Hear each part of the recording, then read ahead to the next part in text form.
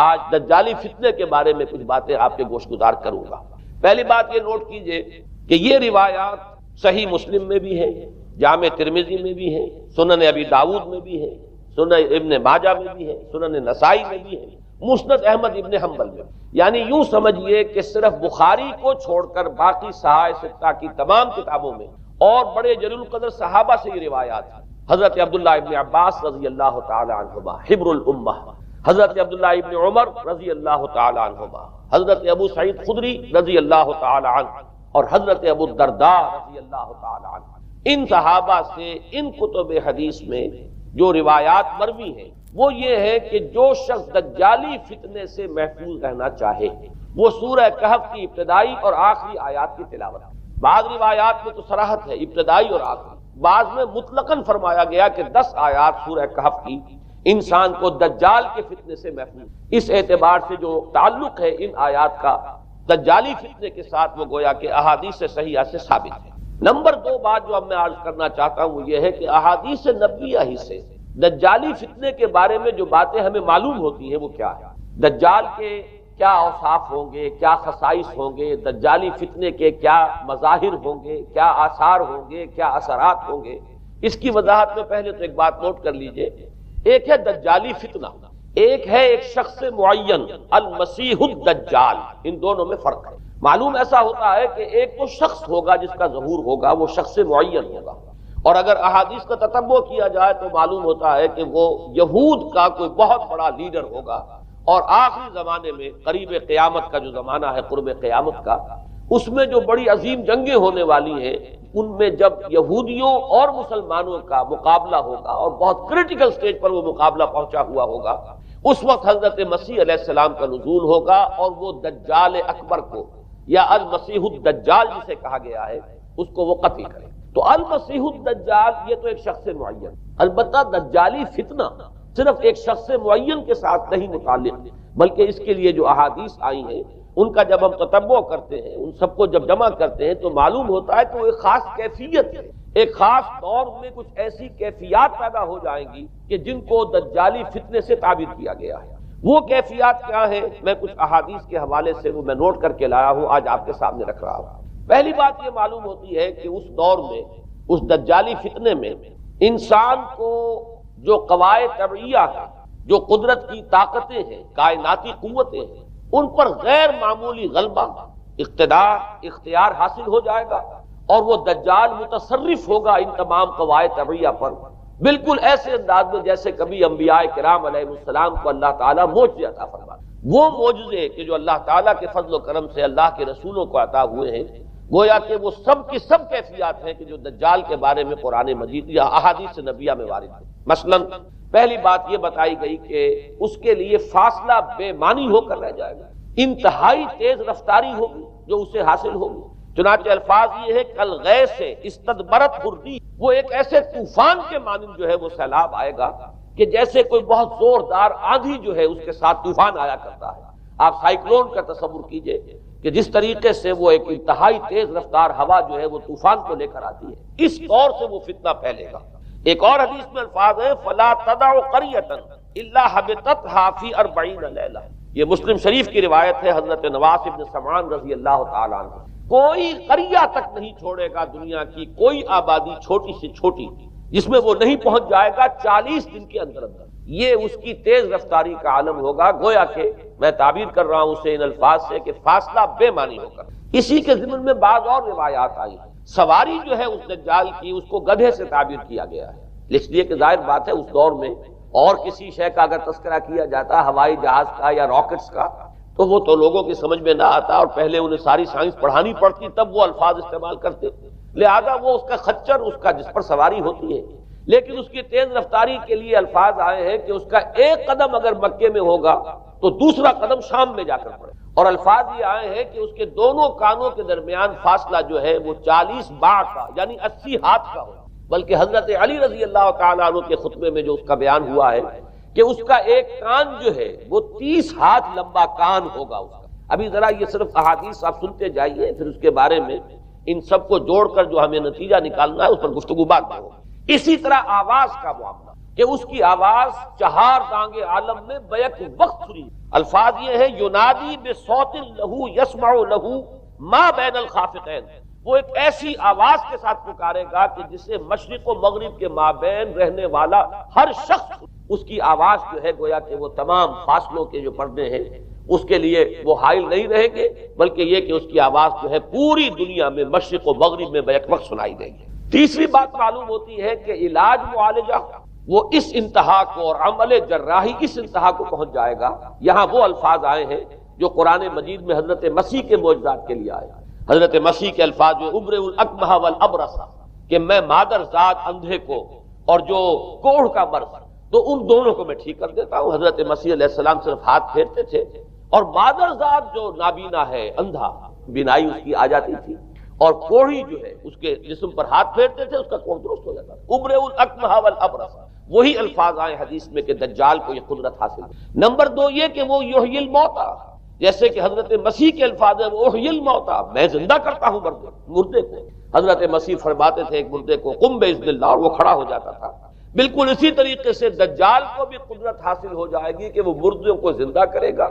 مزید وضاحت ایک حدیث میں یہ ہے کہ وہ ایک شخص کو آری کے ساتھ بیچ میں سے چیرے گا، 2 ٹکڑے کر دے گا، پھر سینے گا اور زندہ کرے گا۔ معلوم یہ ہوا کہ علاج معالجے کا علم اور دوسرے یہ کہ جراحی کا علم جو ہے وہ اپنی ان بلندیوں کو پہنچے گا کہ اس حد تک انسان کی رسائی ہو جائے گی۔ چوتھی بات، اس کو زمین اور فضا پر اس قدر غلبہ حاصل ہو جائے گا۔ الفاظ یہ حدیث کے یامر السماء فتمطر، وہ آسمان کو حکم دے گا بارش برسا اور وہ بارش برسائے گا، والارض فتنبت، اور زمین کو حکم دے گا کہ فصلیں اگا اور وہ اگائے گی، ویمر بالخربۃ فیقول لها اخرجی کنوزک، اور وہ کسی ویرانے پر سے گزرے گا اور اسے حکم دے گا، ویران چٹیل میدان، اور حکم دے گا کہ اپنے خزانے نکال، اور فرمایا اس کا نتیجہ یہ نکلے گا فتتبعہ کنوزها، تو اس زمین کے جو خزانے ہیں وہ نکل کے اس کے ساتھ چلنے شروع ہو جائے۔ زمین پر قدرت، فضا پر قدرت، بارش کا حکم ہوگا وہ بارش ہو جائے گی، آسمان بارش برسائے گا، زمین اپنے خزانے اگل دے گی۔ پانچویں بات، وَيُبْعَثُ مَعَهُ الشَّيَاطِينُ عَلَى صُورَةٍ مَّن مَاتَ، اس کے ساتھ کچھ ایسے شیاطین مبعوث ہوں گے کہ جو ان صورتوں کو اختیار کریں گے ان لوگوں کی جو مر چکے ہیں، من الآباء والامہات والمعارف، جو آباء و اجداد اور مائیں اور دادیاں اور جو بھی جان پہچان والے لوگ ہیں جو فوت ہو چکے ہوں گے، وہ ان کی صورت اختیار کریں گے۔ فَتَأْتِيَ أَحَدَهُمْ فَيَقُولُ أَلَسْتُ فُلَانًا أَلَسْتَ تَعْرِفُنِي، پھر وہ آئے گا اور وہ شیاطین آئیں گے اور انسان سے کسی سے بات کریں گے، کیا تم مجھے نہیں پہچانتے؟ کیا میں تمہارا فلاں رشتہ دار نہیں ہوں؟ اپنی نشانیاں بیان کریں گے اور لوگ پہچانیں گے۔ یہ وہ احادیث ہیں کہ جن کا جو نتیجہ نکلتا ہے اب اس کو پہچان لیجئے۔ وہ نتیجہ یہ ہے کہ حضور صلی اللہ علیہ وسلم نے دجالی فتنے کے جو اوصاف بیان کیے یا جو علامات بیان کی، ان کا حاصل یہ ہے کہ سائنس اور ٹیکنالوجی کی وہ بلندیاں انسان کو حاصل ہو جائیں گی کہ جو چیزیں کبھی رسولوں کے معجزوں سے ظہور پذیر ہوتی تھی وہ قوانین طبیعہ پر تصرف کے باعث خود انسان کرنے لگے۔ یہ ہے در حقیقت حاصل۔ چنانچہ آج آپ دیکھیے وہ جو اس کا گدھا ہے وہ ہمارے آج کل کے ہوائی جہاز ہے، اور آپ کو معلوم ہے کہ یہ رڈار جو ہے ان کے ہوائی جہازوں کے یہ بالکل اینڈز پر ہوتے ہیں، ان کے بازوؤں پر، اور یہی ان کے کان ہیں، انہی سے انہیں وہ معلومات حاصل ہوتی ہیں۔ خود ان کی لمبائی چوڑائی جو ہے وہ کتنی ہے، اور پھر یہ کہ ان کے درمیان فصل جو ہے وہ 80 ہاتھ کا یا 40 باہ کا وہ موجود ہے، اور جہاز کی ایک اڑان اب تو کہیں بات پہنچ گئی کہ آپ کو معلوم ہے کہ پوری دنیا کے گرد بھی ایک جہاز جو ہے وہ چکر لگا لیتا ہے چند گھنٹوں کے اندر۔ لیکن یہ ہے کہ عام جو رفتار ہے اس میں بھی ایک پڑاؤ سے دوسرے پڑاؤ تک، ایک جگہ سے جس کو ہاپ کرنا کہتے ہیں، یہ بھی کم سے کم 500-700 میل کا عام طور پر سفر جو ہے وہ جہاز طے کر رہا ہے۔ اسی طریقے سے ہماری جو سائنس کی خاص طور پر جو طبی سائنس ہے، اب اس میں جس طریقے سے کہ زندہ رکھا جاتا ہے انسانوں، اور وہ ویجیٹیبل چاہے کہا گیا ہے ان کو ہیومن ویجیٹیبل، لیکن یہ کہ دل کی دھڑکن بھی چلائے جا رہے ہیں، خوراک بھی پہنچا رہے ہیں، آدمی جو ہے وہ زندہ سال ہر سال تک زندہ پڑا رہتا ہے۔ اور یہ کہ سرجری بعض جانوروں پر تو یہ بات ہو چکی ہے کہ کاٹے گئے ہیں اور پھر ان کو سی دیا گیا ہے، جوڑ دیا گیا ہے۔ یہ تمام جو بھی معجزے ہیں اس وقت سائنس دکھا رہی ہے۔ اسی طرح اگر یہ معجزہ دیکھنا ہو کہ زمین لقد جہاں کہیں کوئی آثار نہیں تھے کسی ایک پتے تک کے اگنے کے، اگر وہاں لہلہاتے ہوئے آپ کو چمن دیکھنے ہو تو ویسے سب سے پہلے تو یہ معاملہ ہوا تھا اسرائیل نے جو کر کے دکھایا تھا، لیکن اب تو آپ ابو ظبی چلے جائیے، سعودی عرب میں چلے جائیے، سعودی عرب کے اندر حال یہ ہے کہ آپ اگر ہوائی جہاز سے سفر کریں ریاض سے جدہ تک تو آپ کو جگہ جگہ بڑے سرکولر پیچز نظر آئیں گے جہاز سے نہایت گرین، اور اس کے اندر جو ہے آرٹیفیشل اریگیشن کے ذریعے سے اور بہت عمدہ وہاں کاشت ہو رہی ہے اور بہت خوبصورت فارم ہے وہ تمام کے تمام سرکولر پیچز، اس لیے کہ جو اریگیشن ہوتی ہے وہ ان ویلز کے ذریعے سے ہوتی ہے کہ جو ایک سرکل میں چلتے ہیں اور پانی کی وہ آرٹیفیشل بارش جو ہے وہ ہوتی رہتی ہے۔ باقی یہ کہ فضا سے آرٹیفیشل رین، یہ تو بہت ہی سادہ سی بات ہے کہ فضا کے اندر ایٹماسفیرک کنڈیشن کو ذرا تبدیل کیا جائے تو بارش آ جاتی ہے۔ اور باقی رہ گیا آواز کا یہاں سے وہاں جانا، وہ تو آواز ہی نہیں، تو آپ صورتیں دیکھ رہے ہیں۔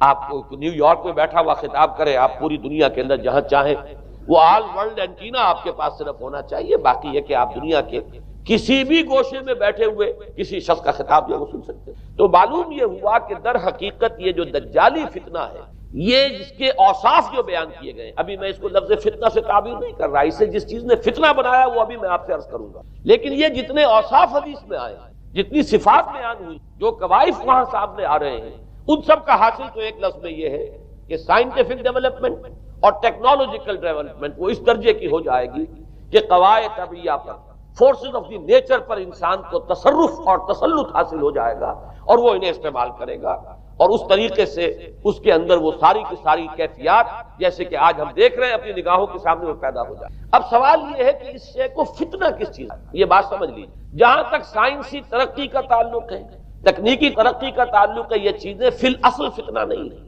یہ تو وہ علمہ آدم الاسماء کلہا کا ظہور ہے۔ اللہ تعالیٰ نے ازل میں حضرت آدم علیہ السلام کو جو صلاحیت عطا فرما دی تھی، یہ ایکسفولیشن ہے اس کا ظہور ہے۔ جیسے کہ آم کی گٹھلی میں آم کا درخت ہے، لیکن ظاہر بات ہے کہ اس کو درخت بننے میں وقت لگتا ہے، پہلے وہ 2 پتے نکلتے ہیں، پھر وہ بڑھتا ہے معاملہ، کئی سال میں جا کر وہ درخت جو ہے وہ جوان ہوگا اور وہ پھل دے گا۔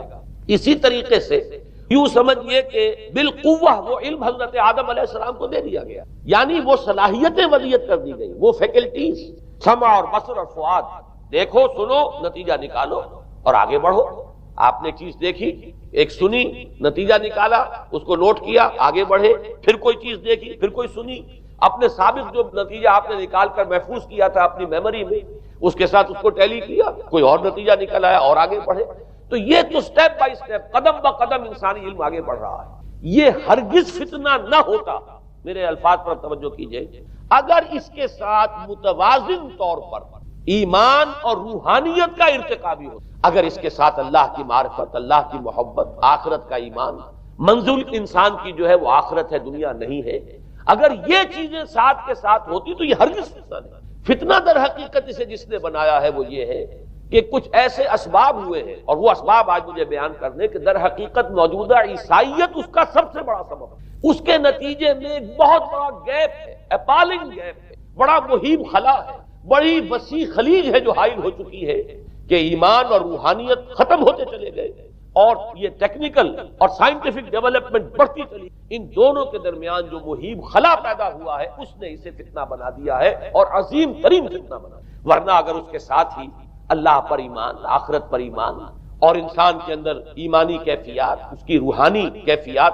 اگر یہ بھی برقرار رہتی، بلکہ اس کے ساتھ متوازن طور پر ان کو ترقی کرنا چاہیے، تو یہ ہرگز فتنہ نہیں ہے۔ تو پہلی بات یہ سمجھ لیجئے کہ اگرچہ دجالی فتنے کے جو صفات، اس کے اوصاف، اس کی علامات، اس کے مظاہر جو بھی حدیث کے ذریعے سے ہمیں معلوم ہے، جس کا میں نے ابھی آپ کے سامنے تذکرہ کیا، وہ سب در حقیقت تعبیر ہے اس دور کا جو محاورہ ہے، اس دور کی جو زبان ہے، اس دور میں جن الفاظ سے گفتگو کی جا سکتی تھی، اس دور کے ایڈیم میں آج کی جو سائنٹیفک اور ٹیکنالوجیکل ترقی ہے گویا کہ اس کی تعبیر کی گئی ہے کہ وہ دجالی فتنہ ہوگا۔ لیکن اس شے کو فتنہ بنانے والی شے در حقیقت یہ ہے کہ ایک بہت بڑی خلیج حائل ہو چکی ہے ایمان اور روحانیت، اور دوسری طرف سائنٹیفک اور ٹیکنالوجیکل ڈیولپمنٹ میں ان دونوں کے درمیان اتنا بعد اور فصل پیدا ہو گیا ہے کہ جس کی وجہ سے اس نے فتنے کی شکل اختیار کی۔ اس کا سبب کیا ہے، آج ہمیں اس پر غور کریں۔ دیکھیے حضرت مسیح علیہ السلام کا دین، اور جیسا کہ میں نے عرض کیا اس سورہ کہف کے پہلے رکوع میں تذکرہ انہی کا ہو رہا ہے،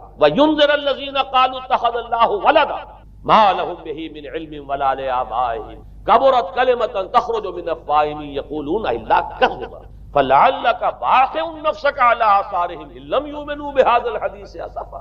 ان آیات کا پہلے ترجمہ آپ سن لیجئے، جو پہلی آیات ہے ان کا ترجمہ ہم کر چکے ہیں۔ کل حمد اس اللہ کے لیے ہے جس نے اپنے بندے پر کتاب نازل فرمائی اور اس میں کوئی کجی نہ رکھی، جو بالکل سیدھی ہے اور خبردار کرتی ہے ایک ایسی بڑی عظیم اور مہیب جنگ سے کہ جو خاص اللہ کی طرف سے ہوگی، اور بشارت دیتی ہے مومنین کو جو نیک عمل کریں کہ ان کے لیے بہت بڑا اور بہت عمدہ اجر ہے۔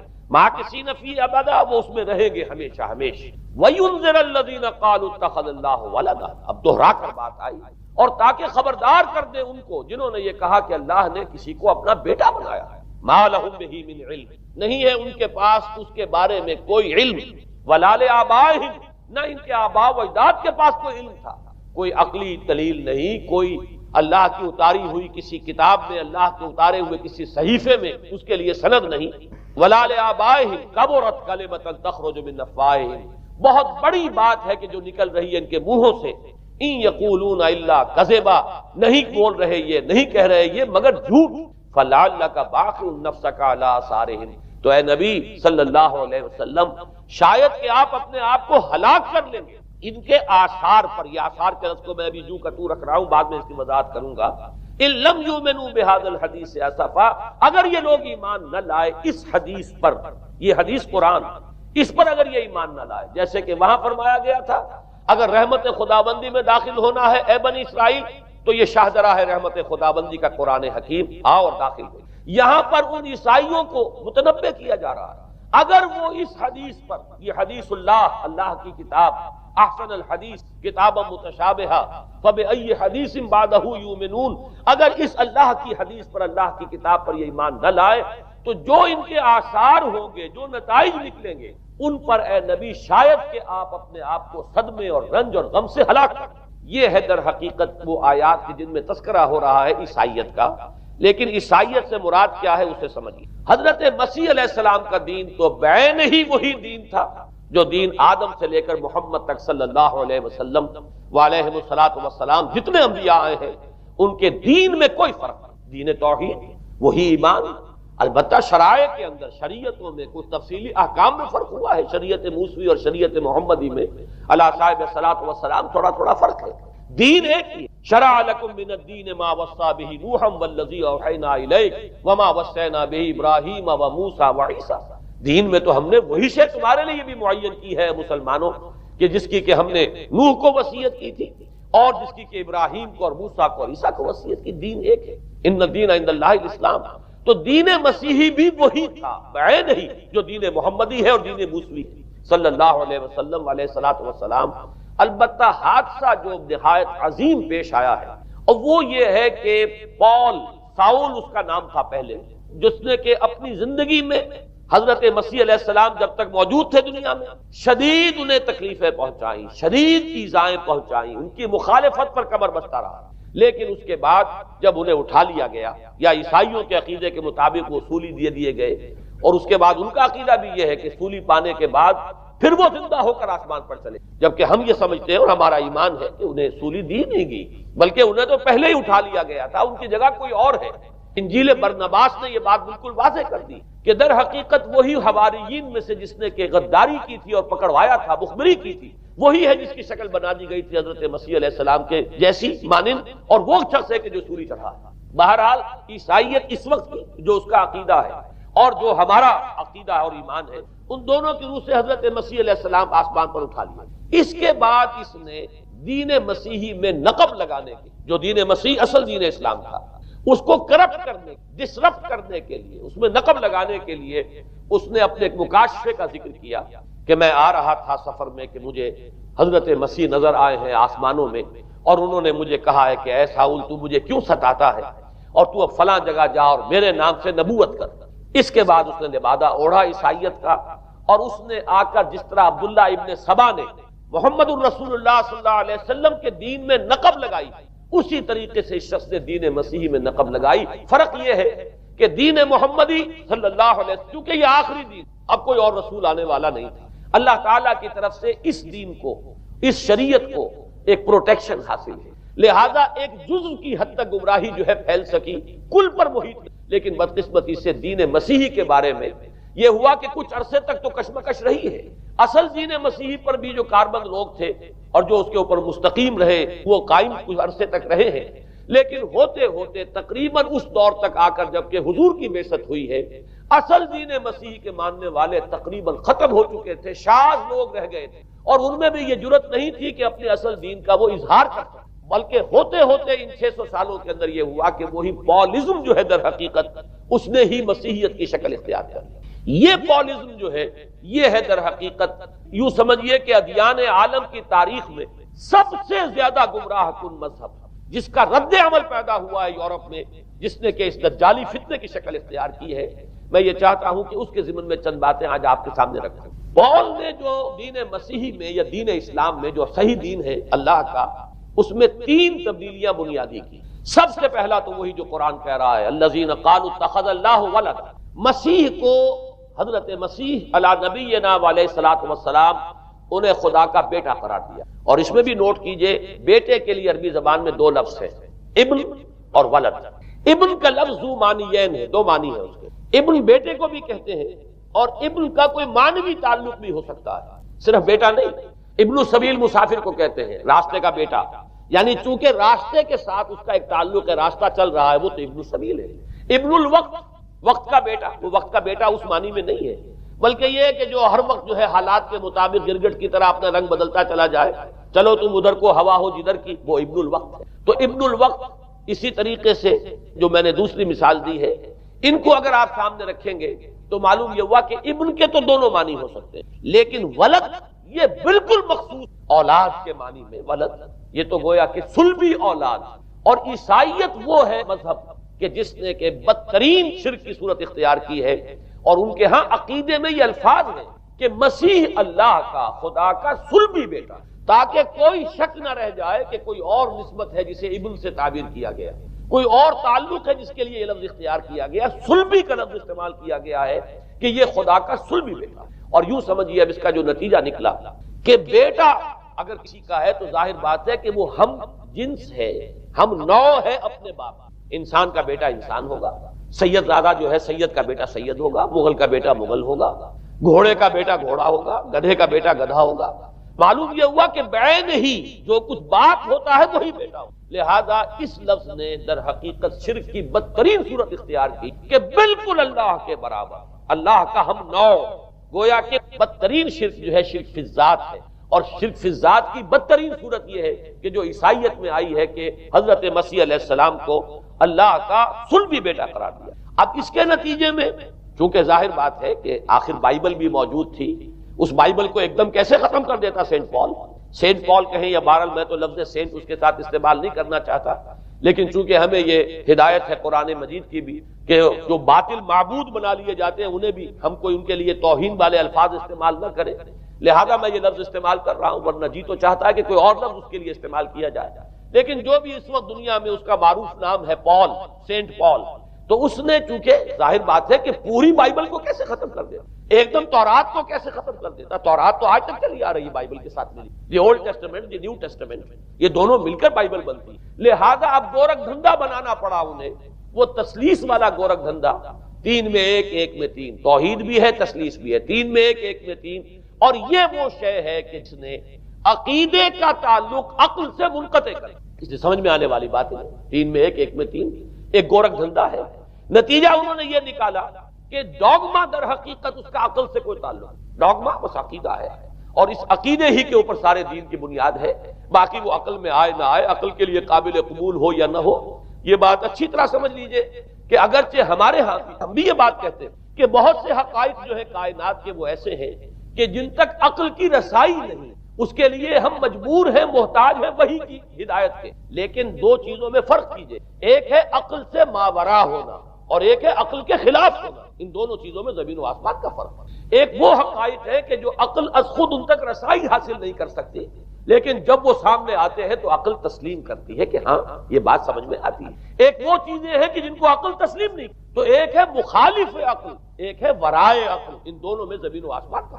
ہمارے دین میں تو عقل کو اپیل کیا گیا ہے، لعلکم تعقلون، لعلہم یعقلون، اولو الالباب الذین یعقلون۔ اب ظاہر بات ہے کہ عقل کو ہاتھو برہانکم ان کنتم صادقین، لاؤ دلیل اپنی، تو دلیل سے عقل سے اپیل کی۔ اور اس میں وہ رشتہ جو میں نے کئی مرتبہ بیان کیا علامہ اقبال کے اشعار کے حوالے سے کہ عقل گو آستہ سے دور نہیں، اس کی قسمت میں پر حضور نہیں، اور گزر جا عقل سے آگے کہ یہ نور چراغ راہ ہے، منزل نہیں، منزل تک تو عقل نہیں پہنچائے گی لیکن راستہ تو دکھاتی ہے، اور جب کہ وحی کی روشنی سامنے آتی ہے تو عقل اس کی تصدیق کرتی ہے۔ یہ ہے ہمارا موقف اور یہ ہے عقلی معقول موقف۔ لیکن عیسائیت نے، بلکہ کہنا چاہیے پالزم نے، مجھے یہاں پر لفظ عیسائیت اب استعمال کرنا نہیں چاہیے اس لیے کہ حضرت عیسیٰ سے اب اس کی نسبت نہیں رہی، حضرت عیسیٰ سے اس کی نسبت جو ہے یہ مس نومر ہے، یہ غلط نام ہے۔ دی 100 کا مصنف جو ہے ڈاکٹر مائیکل ہارٹ، اس نے یہ بہت بڑی بات کہی، اس نے کہا در حقیقت موجودہ جو عیسائیت ہے اسے پالزم کہنا چاہیے، یہ پالزم ہے، کرسچینٹی نہیں ہے، اس لیے کہ در حقیقت حضرت مسیح علیہ السلام کی تعلیم جب تک وہ دنیا میں تھے وہ یہ نہیں تھی کہ جو پال نے، البتہ اس نے پال کو بہت بڑا شخص مانا، اس میں کوئی شک نہیں، اس لیے کہ اس نے تاریخ کے ایک دھارے کا جو ہے وہ رخ موڑ دیا ہے، اللہ تعالیٰ کے صحیح دین کو گویا کہ قلع قمع کر کے ایک نیا دین اس طریقے سے پھیلایا ہے کہ آج بھی شاید دنیا میں کثیر ترین تعداد عیسائیت ہی کے نام لیواؤں کی ہے، واللہ عالم، یا شاید گوتم بدھ کے ماننے والوں کی ہے۔ بہرحال یہ کہ بہت بڑی تعداد میں آج حضرت مسیح علیہ السلام کی طرف جو منسوب ہے غلط طور پر دین، اس کے نام لیوا دنیا میں، اس اعتبار سے وہ یقیناً اس کا تو حق رکھتا ہے کہ اس کا نام بھی اس کتاب میں آئے کہ جس نے تاریخ کے اوپر اثرات اپنے، اور حضرت مسیح علیہ السلام جب تک دنیا میں تھے عیسائیت کی حقیقت بنی اسرائیل یا یہودیت کے ایک فرقے سے زیادہ نہیں، ڈیٹیچ نہیں ہوا تھا یہ دین حضرت موسیٰ علیہ السلام کے دین، لیکن یہ کہ پال نے اسے بالکل ایک مستقل بذات ایک جدا گانا دین کی شکل دے، تو یہ پالزم نے در حقیقت سب سے پہلا کام یہ کیا کہ عقل سے بالکل تعلق منقطع کر دیا۔ عقیدہ، ڈوگما جو ہے وہ خلاف عقل، جو بات عقل میں آئے نہ آئے بس مان لی۔ تو پہلی تو یوں سمجھیے کہ نقب جو لگی ہے دین کے اندر وہ اس تسلیس کے حوالے سے، اور تسلیس کا گورکھ دھندا خلاف عقل، لہذا ڈوگما کی جو کا لفظ استعمال ہوا ہے کہ بس اس کو تو ہم مانیں گے چاہے وہ عقل کے لیے قابل قبول ہو چاہے نہ ہو۔ دوسرا، اس سے بھی زیادہ آپ دیکھیے ایک سے ایک بڑھ کر اینٹ رکھی جا رہی ہے، خشت اول چونے حد میں مار کر تاثریہ امیر احمد دیوار پر۔ دوسرا کفارے کا عقیدہ جو مبنی ہے صلیب کے عقیدے۔ مسیح نے انتہائی ذلت کی موت، یعنی صلیب کی موت جو ہے وہ خود کہتے ہیں کہ انتہائی ذلت کی موت ہے۔ یہ ذلت کی موت کا پیالہ اس لیے پیا تاکہ اس کے ماننے والوں کی طرف سے کفارہ ادا ہو جائے۔ مسیح کفارہ ادا کر چکا ہے، اب جو شخص بھی مسیح کو مان لے گا اس کی گویا کہ نجات ہو گئی، اس کا عمل سے کوئی تعلق، عمل ہو نہ ہو، بد کردار ہو، اچھا کردار والا ہو، نیک ہو، بھلا ہو، جیسا بھی ہو، برا ہو، بدماش ہو، لچا ہو، لفنگا ہو، مسیح کو مان لے، صرف ماننے پر، اس لیے کہ مسیح تو اس کی طرف سے کفارہ پیش کر چکا، سارے گناہوں کا کفارہ جو ہے مسیح نے انتہائی ذلت آمیز موت جو ہے قبول کر کے گویا کہ اپنے ماننے والوں کے تمام گناہوں کا کفارہ دیا۔ یہ دوسرا عقیدہ، اس کا نتیجہ کیا نکلا؟ تسلیس نے عقل سے تعلق توڑ دیا تھا مذہب کا، اس نے عمل سے تعلق، ڈوگما ہی ڈوگما ہے، نہ عقل سے کوئی تعلق نہ عمل سے کوئی تعلق نہیں رہا۔ دین کی جڑیں جو ہے دونوں اعتبار سے، دین تو نام ان دو چیزوں کا، الا الذین آمنوا وعملوا الصالحات، دونوں کی گویا کہ جڑیں منہدم ہو گئیں، بنیادیں منہدم ہو گئیں، جڑیں کاٹ دی گئی کہ نہ اس کا تعلق عقل کے ساتھ ہے نہ عمل کے ساتھ۔ تیسری بات آئی ہے، اس نے کہا شریعت منسوخ۔ یہ عجیب ہے، دیکھیے جسے آئرنی آف فیٹ کہتے ہیں انگریزی زبان میں، ابھی تک بائبل کے اندر سینٹ میتھیو کے جو روایت ہے، متی کی انجیل جسے کہا جاتا ہے، gospel of the Lord according to Saint Matthew, اس میں جو سرمن آف دی ماؤنٹ ہے، ایک وعظ ہونے کے اعتبار سے واقعتاً میں اس کی عظمت کا بڑا قائل ہوں، عظیم ترین وعظ ہے دنیا کا۔ اس کے شروع میں یہ الفاظ موجود ہیں، don't think I have come to destroy law, ہرگز یہ نہ سمجھنا کہ میں شریعت کو ختم کرنے آیا۔ وہ یہ کہہ کر گئے تھے کہ شریعت موسی تم پر لاگو رہے گی، عائد رہے گی، لیکن پال نے تیسرا نقب لگایا شریعت ساقط کر۔ اس کی ضرورت کیوں محسوس ہوئی یہ بھی سمجھ لیجئے۔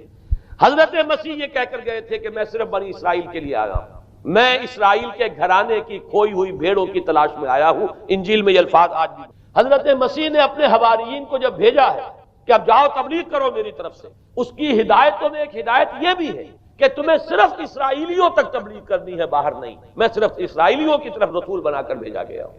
یہ الفاظ بھی موجود ہیں، اگرچہ اس وقت کے انجیل میں جو الفاظ ہیں وہ تو میں سمجھتا ہوں کہ حضرت مسیح علیہ السلام کے شایان شان نہیں ہے، وہاں کوئی نہ کوئی تحریف ہوئی ہے لفظی، اس لیے کہ وہاں تشبیہ دی گئی ہے کہ کوئی اپنے بچے کے حصے کی روٹی جو ہے کتے کے آگے نہیں ڈالتا، گویا کہ جینٹائلز جو ہیں غیر بنی اسرائیلی، انہیں اس جملے کی روح سے انہیں کتوں سے تشبیہ دی جا رہی ہے کہ میرے پاس میرے بچوں کے حصے کی روٹی ہے، میرے بچے ہیں اسرائیلی، میری روٹی جو ہے یہ جو میرے پاس ہے وہ اسرائیلیوں کے لیے ہے، کوئی اپنے بچوں کے حصے کی روٹی کتے کو نہیں کھلاتا۔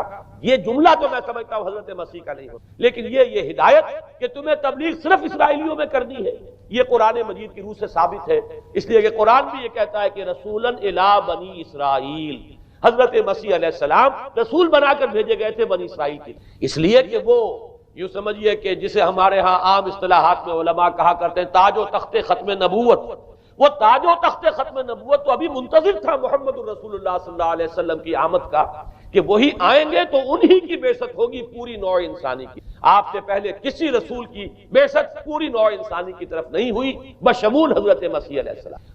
ہر جو ہے رسول جو آیا ہے آپ سے پہلے اپنی اپنی قوموں کی طرف آیا ہے، لیکن اس پول نے کیا کیا؟ پہلے تو یہ اصول توڑا، ہم اس دین مسیحی کی یا جو پولزم ہے اس کی اب تبلیغ کریں گے غیر اسرائیلیوں میں، وہاں انہیں دقت پیش آئی، شریعت موسوی بڑی بھاری شریعت ہے، اب وہ بھاری شریعت جو ہے اس کو قبول کرنا تو لوگوں کے لیے آسان نہیں ہے۔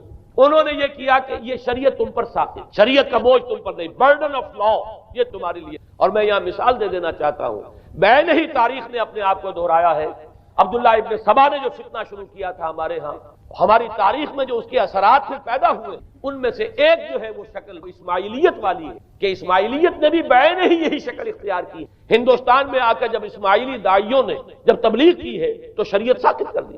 آج آپ کو جو اسماعیلی ملیں گے ان کے ہاں کوئی شریعت نہیں ہے، کوئی نماز نہیں، مسجد ان کی ہوتی نہیں، جماعت خانہ ہوتا ہے، وہ کلب گھر ہے، آتے ہیں جمع ہوتے ہیں کھانا کھاتے ہیں، اللہ اللہ خیر صلی اللہ کو باتیں چیتیں کرتے ہیں، ان کے اوپر شریعت ہے ہی نہیں، نہ روزہ ہے نہ نماز ہے۔ اور بین ہی وہی جو اختیارات میں ابھی آپ کو بتاؤں گا کہ جو پوپ کے ہیں وہی ان کے امام حاضر کے اختیارات۔ بہرحال تیسری نقب جو میں نے عرض کیا آپ سے وہ یہ تھی کہ شریعت منسوخ، اس کا نتیجہ کیا نکلا؟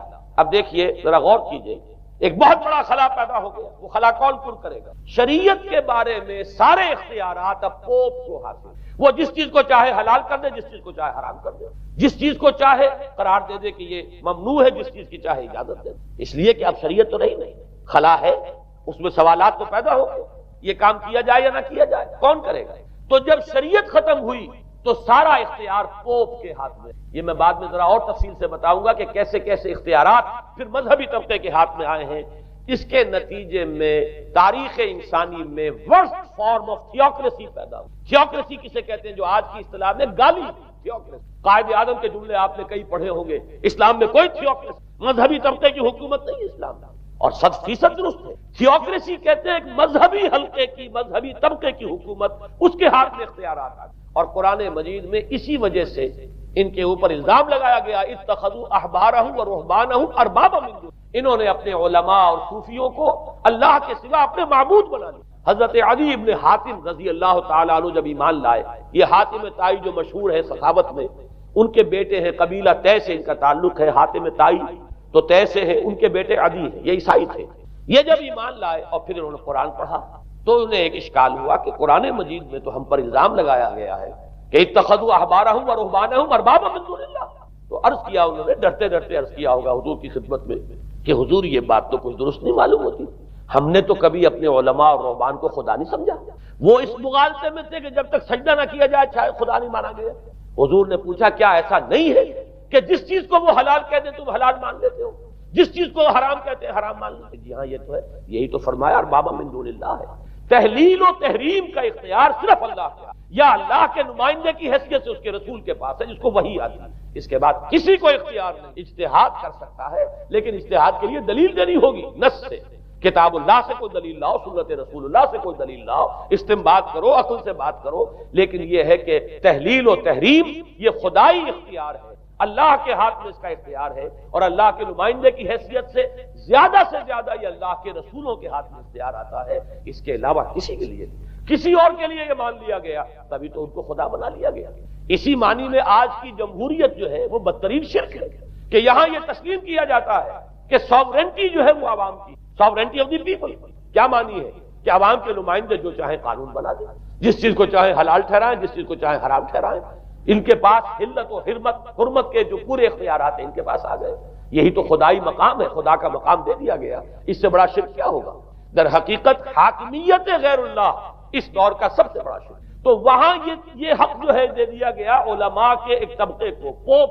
تو گویا کہ تاریخ انسانی کی بدترین تھیوکریسی، بدترین مذہبی استبدادی حکومت قائم ہوئی. اس کے حوالے سے میں کچھ تاریخی حوالے بھی اب آپ کے سامنے رکھ دوں. دیکھیے جب تک پال نے یہ کام شروع کیا ہے تو تقریباً 3 صدیوں تک تو یہ صرف ایک مذہبی تبلیغ کا کام ہوا ہے. انہوں نے کوششیں کی، محنتیں کی، پیغام پہنچایا، اور جیسا کہ میں عرض کر چکا ہوں اس وقت تک گڈمٹ تھے. پال کے ماننے والے بھی تھے اور حضرت مسیح کے جو اصل صحابہ تھے، جو ان کے حواریین تھے، ان کے ماننے والے بھی تھے. لہذا کشمکش ان کے اندر بھی چل رہی تھی. لیکن ظاہر بات ہے کہ حضرت مسیح کے اصل حواریین وہ تو اول تو یہ کہ اپنی گفتگو رکھ رہے تھے محدود بنی اسرائیل تک. نمبر 2 یہ کہ انہوں نے تو شریعت کو ساقط نہیں مانا.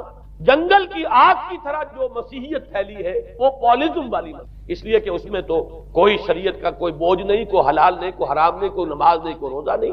لہذا یہ تیزی کے ساتھ پھیلی اور 300 برس تک تو ایک کشمکش جو ہے جاری رہی. انہوں نے تبلیغیں کی، مصائب جھیلے، کشمکش اندر بھی چلی باہر بھی چلی. لیکن اس کے بعد قیصر روم کانسٹنٹائن، قسطنطین جسے کہتے ہیں، جس کا یہ قسطنطنیہ ہے، کانسٹنٹائن، اس نے یہ محسوس کیا بالکل اکبر کی طرح، جیسے اکبر نے محسوس کیا تھا کہ میری مملکت کے اندر یہ مذہبی تصادم جو ہے یہ سب سے بڑی یوں سمجھیے کہ انسٹیبلٹی کا سبب ہے. لہذا ان تمام مذہبوں کو ایک ہاون دستے میں ڈال کے کوٹ پیس کر ایک بناؤ. وہ جو دین اکبری یا دین الہی جو اس نے کیا تھا اس سیاسی مصلحت کی وجہ سے کہ یہ ہندو مسلم تصادم اور دوسرے مذاہب کا ٹکراؤ جو ہے وہ ہندوستان کو ایک سیاسی وحدت اور ایک اپنی سیاسی عظمت کی طرف پیش قدمی کرنے کا جو راستہ ہے اختیار کرنے سے روکتا ہے. لہذا یہ کام کیا جائے. یہی قسطنطین نے کیا. اس نے جب دیکھا بڑی کشمکش، اس نے خود عیسائیت اختیار کیا. عیسائیت کون سی اختیار کی؟ پالیزم والی. ظاہر بات ہے اس کے لیے بھی اصل عیسائیت اختیار کرنا جو ہے مشکل تھا، پالیزم والی. اور اس کے بعد یہ اب اسٹیٹ کی جو مشینری تھی، جو طاقت تھا، جو دباؤ تھا، اس کے حوالے سے اب یہ مسیحیت جو ہے پورے رومن امپائر کے اندر اب یہ بڑی تیزی کے ساتھ جس کو کہنا چاہیے اس کا ایک نظام قائم ہوا اور جو مذہبی طبقہ تھا اس کا اقتدار مستحکم. اس کے باوجود 200 برس اور گزرے. یونان چونکہ بہت بڑا مرکز تھا علم کا، فلسفے کا، سائنس کا، حکمت کا. آپ کو معلوم ہے یہ تمام ارسطو ہو، افلاطون ہو، یہ سب یونان کے ہیں، ارشمیدس ہو، یہ تمام کے تمام جو بھی ہے. تو سائنس اور فلسفہ دونوں اس کا گہوارہ یونان تھا. یونانی حکماء اعتراض کرتے تھے. لہذا سن 529 اس کو نوٹ کر لیا. جسٹینین ایک قیصر تھا اب قسطنطین کے 200 برس بعد. اس نے اپنی پوری مملکت میں فلسفہ اور سائنس کی تعلیم حرام قرار دی. کوئی نہ فلسفہ پڑھ سکے گا نہ سائنس. جو فلسفہ پڑھے گا اس کو مرتد قرار دے دیا جائے گا اور زندہ آگ میں جلا دیا جائے گا. انکوزیشن کورٹس قائم ہوئی. وہ صرف مذہبی عدالتیں اس لیے قائم ہوئی کہ جس کے بارے میں معلوم ہو جائے کہ یہ فلسفہ پڑھتا ہے یا یہ سائنس پڑھتا ہے. اس لیے کہ فلسفہ اور سائنس دونوں جڑ کاٹتے ہیں اس ڈوگما کی. وہ ڈوگما جو پالیزم والا ڈوگما ہے اس کی جڑ کھودنے والی ہے دونوں چیزیں. اور چونکہ وہ دونوں عقل کو اپیل کرتی ہیں، یہ ڈوگما عقل کے متضاد ہے. لہذا مذہب کا تحفظ اسی طرح ہو سکتا ہے کہ اب ان دونوں کو بالکل ممنوع قرار دے دیا جائے. یوں سمجھیے کہ تقریباً 1000 برس تک یورپ میں، چونکہ سب سے بڑی امپائر یہی تھی، یورپ میں فلسفہ اور حکمت اور یہ سائنس کی تعلیم ممنوع رہی. یہ ہے در حقیقت سب سے پہلا کام جو جسٹینین نے کیا 529 میں. اس کے بعد آگے چل کر پوپ کا جو اقتدار ہے وہ اتنا زبردست بنا ہے. پوپ کو اختیار حاصل ہو گیا جس چیز کو چاہے وہ قانون کا درجہ دے دے. اس لیے کہ شریعت تو ہے نہیں، خلا پوپ کون کرے گا؟ پوپ. پوپ کو اختیار حاصل ہو گیا وہ جس کے گناہ چاہے معاف کر. اب دیکھیے اگرچہ ویسے تو گناہ پہلے ہی معاف ہو گئے کہ جس نے مسیح کو مان لیا گناہ تو معاف ہو گئے اگلے پچھلے سب. لیکن یہ کہ پھر بھی ایک خلش رہ جاتی ہے انسان کے دل میں، چونکہ ایک اخلاقی حص انسان کے اندر اللہ نے پیدا کی ہوئی ہے. جب کوئی شخص کرتا ہے، کوئی بدکاری کرتا ہے، کوئی چوری کرتا ہے، ڈاکہ ڈالتا ہے، تو وہ جو ایک کانشنس ہے وہ جو پرک کرتا ہے اس کو بھی ختم کرنے کے لیے اگر پوپ یا کارڈینل یا اس کے کسی نمائندے کے سامنے جا کر اعتراف گناہ کر لو اور کچھ اس کی مٹھی گرم کرو، کچھ ہدیہ پیش کرو، تو توبہ نامہ، معافی نامہ تمہیں دے دیا جائے گا. اور وہ جو چیز ہے وہ تمہارے لیے سند ہے کہ کوئی تم سے بات کر تمہارے گناہ. پھر ان کی قیمتیں تھیں، ان کے لیے بڑی بڑی جو ہے ہدیے مقرر کیے گئے تھے. تیسری چیز بائبل کا اول تو یہ کہ مفہوم جو ہے وہ کوئی سند نہیں، اس لیے کہ بائبل ہانٹ کر رہی تھی. اولڈ ٹیسٹمنٹ بھی ہے، یہ حضرت مسیح کی یہ 4 انجیلیں بھی ہیں، یہ تعلیم کچھ اور ہے. لہذا بائبل جو ہے وہ سند نہیں ہے. سند پوپ کا جو ہے فرمان، بائبل کی شرح کرنے کی، بائبل کی طرف سے کوئی دلیل لانے کی کسی کو کوئی حق حاصل نہیں۔ یہ جبر تھا، یہ تشدد تھا یورپ میں، یہ وہ دور تھا جبکہ اسلام پھیل رہا تھا۔ میں نے اس لیے آپ سے کہا تھا، نوٹ کرایا آپ کو، 529 میں جسٹینین کا یہ فرمان تھا، 571 میں حضور کی ولادت ہو رہی ہے، وہی صدی، اور 630 کے آس پاس، بلکہ 629 کے آس پاس سلطنت۔ میں نے خاص طور پر آج اس مقام کو اس لیے بھی چنا ہے کہ میں یہ محسوس کرتا ہوں کہ ہمارے ہاں جو حضور صلی اللہ علیہ وسلم کی احادیث میں پیشین گوئیاں ہیں، ہمارے ہاں کا جدید تعلیم یافتہ طبقہ ان کی طرف کوئی توجہ نہیں دیتا، بلکہ سمجھتا ہے کہ ادھر اس بے اعتنائی کا رویہ اختیار کرتا ہے کہ کوئی کیا باتیں ہیں، یہ آدمی کو کام کرنا چاہیے، یہ کیا پیشین گوئیوں کے بارے میں کیا دلچسپیاں لینا ہے۔ تو پہلے تو وہ یہ نوٹ کر لیں کہ پیشین گوئی صرف حدیث میں نہیں ہے، قرآن میں بھی ہے، قرآن میں یہ پیشین گوئی آئی ہے۔ فرق تو ہوگا حدیث کی پیشن گوئی اور قرآن کی پیشن گوئی کا۔ کیا فرق ہوگا؟ نمبر ایک یہ کہ قرآن کا تو ہر حرف جو ہے وہ یقینی ہے، حدیث کے بارے میں یہ ہو سکتا ہے روایت بالمعنی ہو، روایت کرنے میں کوئی لفظ تھوڑا بہت بدل گیا ہو، پھر حدیث کی سند کیا ہے، وہ صحیح بخاری کی ہے، صحیح مسلم کی ہے، اس کا استناد کا پایا کیا ہے، درجہ کیا ہے، جبکہ قرآن مجید کا ہر حرف جو ہے وہ مستند ہے، بلا لا ریب فیہ کا مصداق ہے۔ یہ فرق تو ہوں گے۔ اور دوسرا فرق بہت اہم یہاں ہے کہ یہاں سالوں کا تعین کر دیا گیا ہے، یعنی زیادہ سے زیادہ 9 برس کے اندر اندر یہ صورتحال بدل جائے گی۔ حدیث میں جو پیشین گوئیاں آئی ہیں ان میں کوئی تعین وقت کا نہیں، بلکہ سورہ انبیاء کے آخر میں 2 آیتوں میں حضور سے یہ کہا گیا کہ آپ کہہ دیجئے ان ادری اقریب ام بعید ما توعدون، اے نبی ان سے کہہ دیجئے کہ مجھے یہ معلوم نہیں ہے کہ جس چیز کی تمہیں خبر دی جا رہی ہے، جس چیز کا وعدہ تم سے کیا جا رہا ہے، وہ قریب ہے یا دور ہے، ٹائم ٹیبل میں نہیں جانتا، لیکن جو میں کہہ رہا ہوں وہ ہو کر رہے گا۔ وَإِنْ أَدْرِي لَعَلَّهُ فِتْنَةٌ لَكُمْ وَمَتَاعٌ إِلَىٰ حِينٍ، اور اسی صورت میں پھر آگے چل کر ایک آیت کے بعد یہ ہے، اور یہ بھی کہہ دیجئے ہو سکتا ہے لعلہ شاید کہ یہ ابھی تمہارے لیے کچھ اور موقع تمہیں مل جائے، آزمائش تمہیں کا موقع مل جائے، اللہ تعالیٰ تمہیں کچھ بریدنگ سپیس دے دے تاکہ تم اس میں اپنی اصلاح کر سکو، تو گویا کہ آزمائش کی ایک مہلت اور مل جائے تمہیں، یہ ہو سکتا ہے۔ لعلہ فتنۃ لکم ومتاع الی حین، ایک وقت معین تک کے لیے اللہ تعالیٰ تمہیں اور رہنے بسنے کا موقع دے دے، لیکن یہ کہ اس میں کوئی شک نہیں ہے کہ جس عذاب الہی کی میں تمہیں خبر دے رہا ہوں وہ آ کر رہا ہے، اس میں کوئی شک نہیں۔ کب آئے گا یہ مجھے معلوم ہے۔ اسی کی ایک مثال اور بھی یہ نوٹ کر لیجئے، جب حضور نے خواب دیکھا، اور نبی کا خواب بھی وہی ہوتا کہ ہم عمرہ کر رہے ہیں، حضور نے صحابہ کو حکم دے دیا۔ سن 6 ہجری کا یہ واقعہ مشہور ہے کہ اب تقریباً 1400 یا بعض روایات میں آتا 1800 صحابہ کے ساتھ آپ احرام باندھ کر عمرے کے لیے اور مکے کا سفر کر رہے ہیں، حدیبیہ تک پہنچ گئے۔ اب وہاں جو صورتحال پیش آئی، مکے والے اڑ گئے، کسی قیمت پر ہم نہیں کرنے دیں گے، گویا کہ خون کی ندیاں بہ جائیں گی۔ تو وہاں کی صورتحال کو دیکھ کر مصالحت کی حضور نے، صلح کی، صلح حدیبیہ، مشہور صلح حدیبیہ بہت ہی اہم ہے، تاریخ کا، سیرت النبی کا بہت اہم واقعہ ہے۔ اس پر بعض لوگوں کے ذہنوں میں یہ اشکال پیدا ہوا کہ حضور نے تو کہا تھا کہ میں نے خواب دیکھا ہے، اور نبی کا خواب تو وہی ہوتا ہے، اور ہم اس وقت جا رہے ہیں بغیر عمرہ کیے، تو گویا کہ ایک وسوسہ تو آ سکتا ہے، بڑے سے بڑے آدمی کے ذہن میں آ سکتا ہے۔ اور صحابہ کرام تو آ کر حضور سے کہتے بھی تھے کہ حضور بذا اوقات ہمیں اپنے دل میں ایسی باتیں بھی محسوس ہوتی ہے کہ زبان پر لانے سے ہم زیادہ بہتر سمجھتے ہیں کہ ہمیں زندہ آگ میں جلا دیا جائے، یعنی ایسے وسوسے بھی ہمارے دل میں آ جاتے ہیں، دماغ میں آ جاتے ہیں۔ تو حضور نے فرمایا کیا واقعی تم ایسا محسوس کرتے ہو کہ اس بات کو زبان پر لانے سے بہتر ہے کہ ہمیں زندہ جلا دیا جائے؟ عرض کیا جی ہاں، یہ تو ہمارا، فرمایا ذاک ایمان، یہی تو ایمان ہے۔ شیطان وسوسہ اندازی کرے گا، لیکن جب تمہارا یہ احساس ہے کہ یہ بات اتنی بری ہے کہ مجھے زندہ جلا دیا جائے، یہ میرے لیے اہون ہے، ہلکا ہے بنسبت اس کے کہ میں اس بات کو زبان پر لاؤں، تو ثبوت ہے کہ ایمان موجود ہے۔ ریئیکٹ کا کون سی شے کر رہی ہے اس کے خلاف جو رد عمل پیدا ہوا وہ ایمان سے ہے نا، تو یہ تو پھر ایمان کا ثبوت ہے، یہ آپ نے اطمینان دلایا۔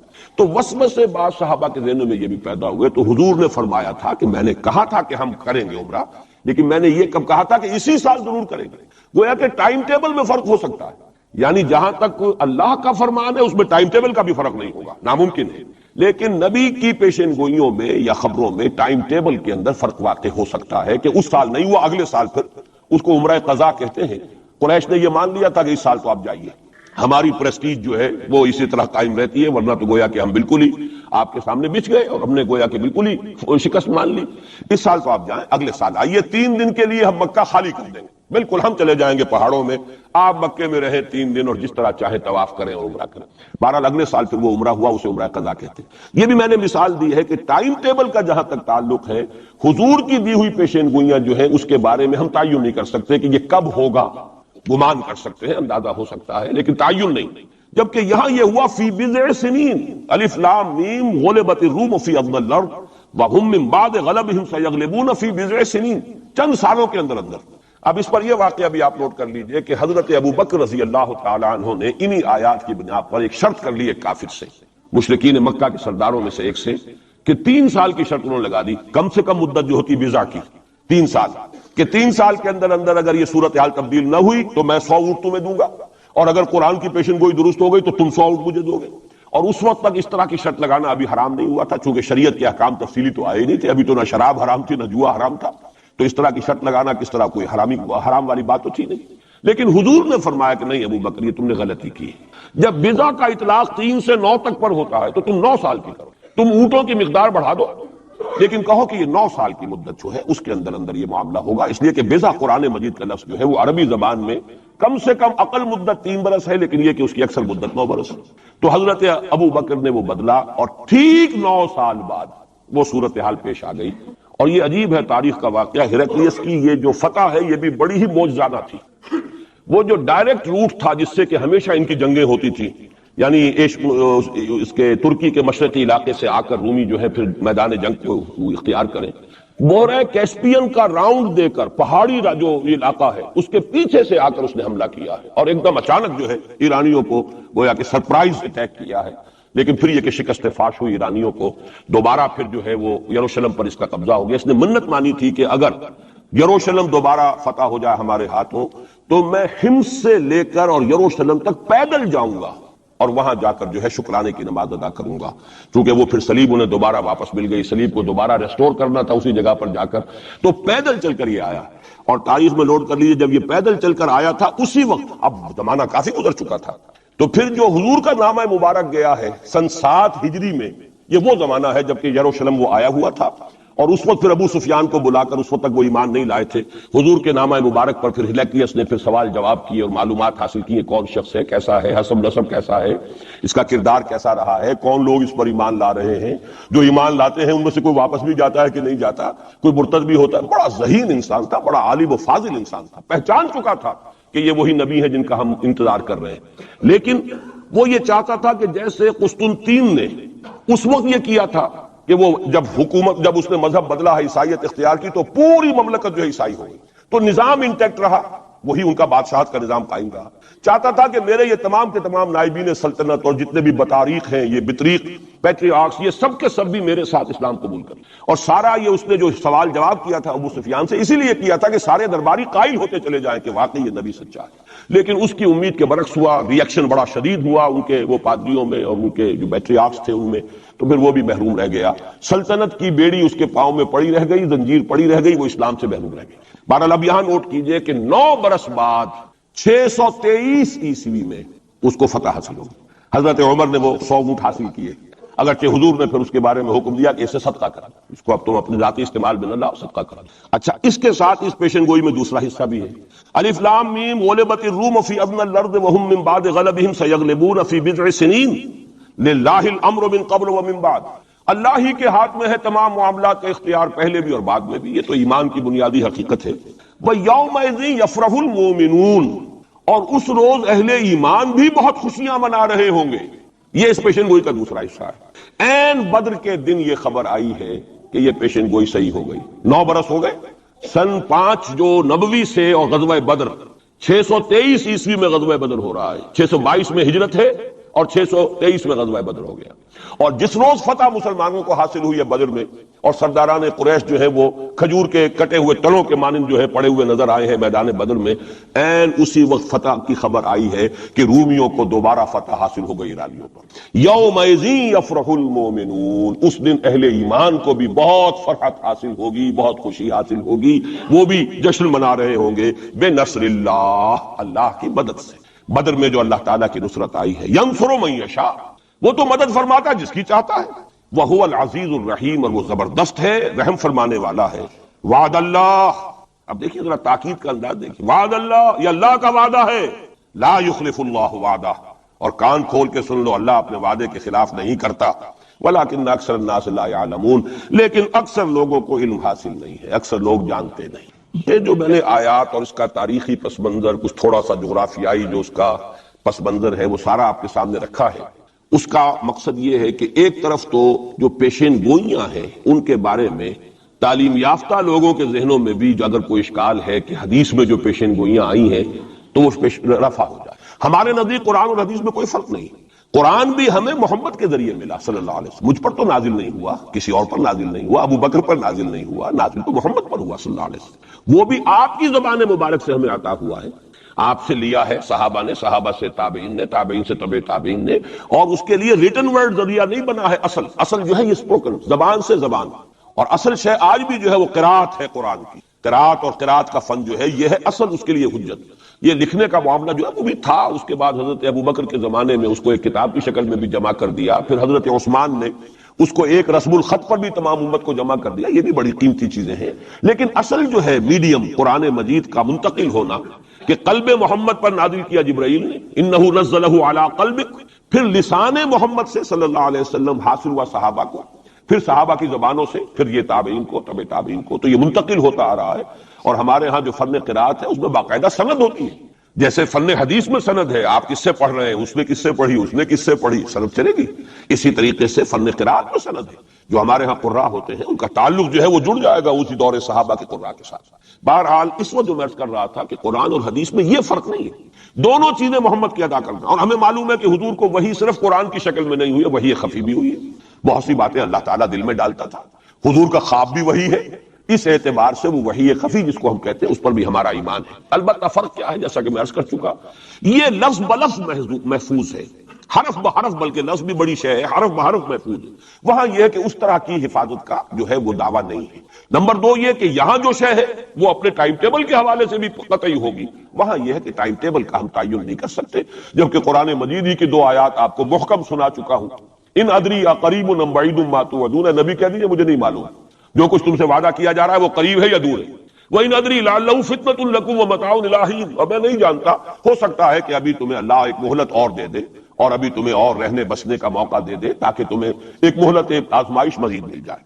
اب جو میں ذرا صرف حوالہ دوں گا, اس وقت تفصیل میں جانے کا موقع نہیں ہے, اس لیے کہ گزشتہ سال اس پہ تفصیل سے کئی جمعوں میں یہاں گفتگو کر چکا ہوں. قرب قیامت کی جو پیشین گوئیاں محمد الرسول اللہ صلی اللہ علیہ وسلم نے ہمیں دی ہیں, ان کو نوٹ کر لیجئے کہ وہ 2 قسم کی ہیں. ایک تو خاص خرق عادت واقعات جو قرب قیامت سے زمانے میں ہوں گے, سورج کا مغرب سے نکلنا, اور اسی طرح کی دوسری اور علامات ہیں. ایک تو وہ علامات ہیں جن کو ہم کہتے ہیں علامات قیامت, اس میں پوری کتابیں لکھی گئی ہیں. غالباً شاہ رفیع الدین رحمۃ اللہ علیہ دہلوی جو ہے ان کی پوری کتاب اس کے اوپر موجود ہے, اس لیے کہ احادیث میں اس کی بڑی جو واضح نشانیاں ہیں وہ دی گئی. ایک یہ ہے کہ قیامت سے متصلاً قریب کے زمانے کے کچھ تاریخی واقعات کا تذکرہ. یہ ہیں 2 چیزیں کہ جن کو میں نے کافی پچھلے دنوں یہاں بیان کیا ہے. اس وقت میں صرف اس کا حوالہ دینا چاہتا ہوں, اور وہ حوالہ کیا ہے. پہلی بات یہ ہے کہ احادیث نبویہ سے صراحت کے ساتھ ثابت ہے کہ قیامت سے قبل پورے کرۂ ارضی پر اللہ کا دین اسی طرح غالب ہوگا جیسے کہ حضور کے دست مبارک سے آپ کی اپنی حیات طیبہ کے دوران جزیرہ نما عرب میں غالب ہے. یہ قطعی بات ہے. حضور نے 5 ادوار گنائے, یہ حدیثیں ہم نے اس کے ٹیکسٹ بھی عام کیے ہیں, ندائے خلافت میں ان کے ٹائٹلز پر شائع کیا ہے تاکہ یاد کریں آپ حضرات الحدیثوں کو. اس لیے کہ جو حالات اس وقت ہیں اور جو سامنے آنے والے بہت مایوس کن حالات ہیں, اور مایوس کن حالات میں پھر اگر امید کی کوئی ڈور جو ہے وہ ہاتھ میں رہے تو آدمی کو سنبھالا ملتا رہتا ہے. کہیں نہ کہیں کچھ امید بھی جو ہے کہ دامان خیال یار چھوٹا جائے ہے مجھ سے, وہ امید کا دامن جو ہے ہاتھ سے بالکل ہی نہ چھوٹ جائے, تو کوئی نہ کوئی نا امیدی سمجھنے دے مجھے, نا امیدی کیا قیامت ہے, بڑا پیارا مصرع ہے. سمجھنے دے مجھے نا امیدی کیا قیامت ہے کہ دامان خیال یار چھوٹا جائے ہے مجھ سے. تو نا امیدی بہت بری شے ہے, لا تقنطوا من رحمۃ اللہ. اس اعتبار سے جو حالات امیڈیٹلی اس وقت سامنے ہیں اور جو آ رہے ہیں وہ نہایت مایوس کن, نہایت تکلیف دہ, ان میں ضرورت ہے کہ یہ جو ہمارے لیے کچھ امید افزا خبریں اور پیشن گوئیاں ہیں ان کو بڑے پیمانے پر عام کیا جائے, تاکہ لوگ جو ہے اس کے حوالے سے اپنے حوصلوں کو, اپنے امنگوں کو, ولولوں کو کچھ برقرار رکھ سکیں اور ان میں کچھ کام کرنے کا جذبہ.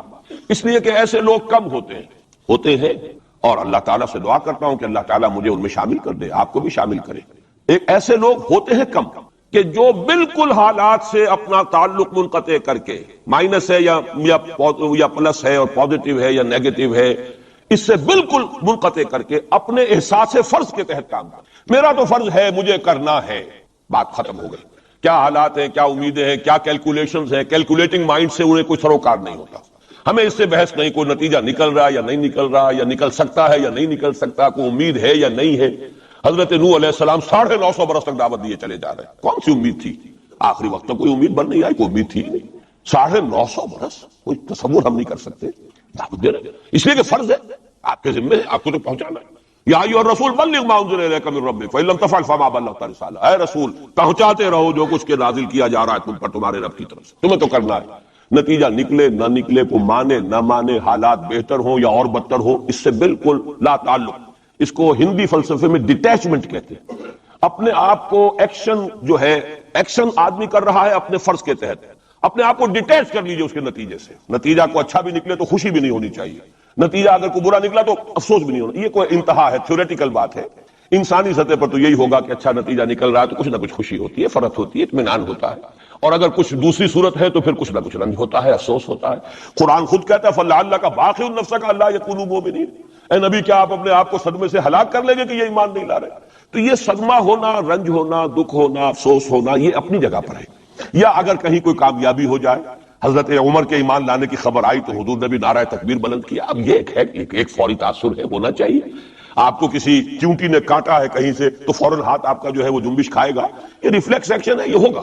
لیکن ہندو فلسفی میں تو یہاں تک ہے کہ ڈیٹیچ کر لو اپنے آپ کو اس درجے کہ آپ کا اپنے ایکشن کے ساتھ، action for the sake of action, یا یوں کہیے کہ وہ اپنے مقصد کے تحت جو ہے آپ کام کر رہے ہیں.